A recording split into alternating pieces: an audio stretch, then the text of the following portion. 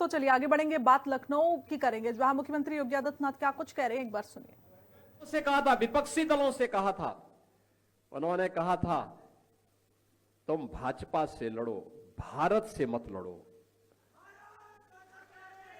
यह केवल एक दूरदर्शी राजनेता ही बोल सकता है। और अटल जी ने सदैव इन कार्यों को हमेशा प्राथमिकता के आधार पर आगे बढ़ाने का काम किया। भारतीय राजनीति के ऐसे अजात शत्रु सदैव अटल जी की स्मृति को आगे बढ़ाने का कार्य कर रही है।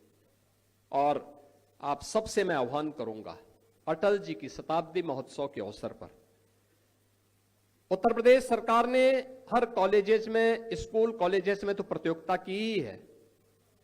हमारे विचार परिवार से जुड़े हुए एक बड़े स्थल को, राष्ट्र प्रेरणा स्थल, कल लोकार्पण करने के लिए आदरणीय प्रधानमंत्री जी लखनऊ पधार रहे हैं। यानी यह विचारधारा कहां से आगे बढ़ी है और कैसे भारत को नेतृत्व देते हुए एक नए भारत के रूप में आज हम सबको आगे बढ़ा रही है। डॉक्टर श्यामा प्रसाद मुखर्जी जी, पंडित दीनदयाल उपाध्याय जी और सरदेव अटल बिहारी वाजपेयी जी की 65 फुट ऊंची कांस्य की प्रतिमाओं के साथ ही डिजिटल म्यूजियम के माध्यम से पूरे विचार दर्शन को आपको वहां देखने को मिलेगा। मुझे लगता है जो भी जाएगा अभिभूत होकर के आएगा। एक बड़ा मंच मिल गया है। अभी मैं कह रहा था, यहां पे हम लोग बैठे थे, कुमार विश्वास जी कह रहे थे कि सभागार छोटा पड़ गया। अगली बार इससे भी बड़ा सभागार आपको राष्ट्र प्रेरणा स्थल कार्यक्रम के लिए मिल जाएगा। वहां का जो ओपन एयर थिएटर है उसमें 3000 लोग बैठ सकते हैं। और जो मंच है ना, इस मंच से दुगना मंच है। और वहां पर जो मैदान दिया गया है उसमें कम से कम 2 लाख लोग एकत्र हो सकते हैं।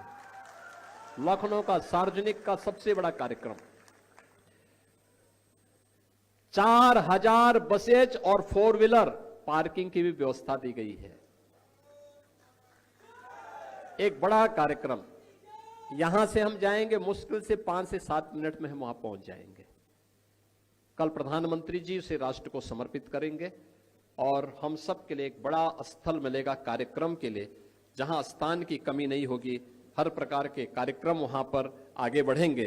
अटल जी को कल हम उनके शताब्दी महोत्सव के अवसर पर प्रधानमंत्री जी के करकमलों से, आदरणीय रक्षा मंत्री जी और अन्य गणमान्यों की उपस्थिति में यह राष्ट्र को समर्पित होगा। अटल जी के प्रति हमारी श्रद्धांजलि, विनम्र श्रद्धांजलि होगी।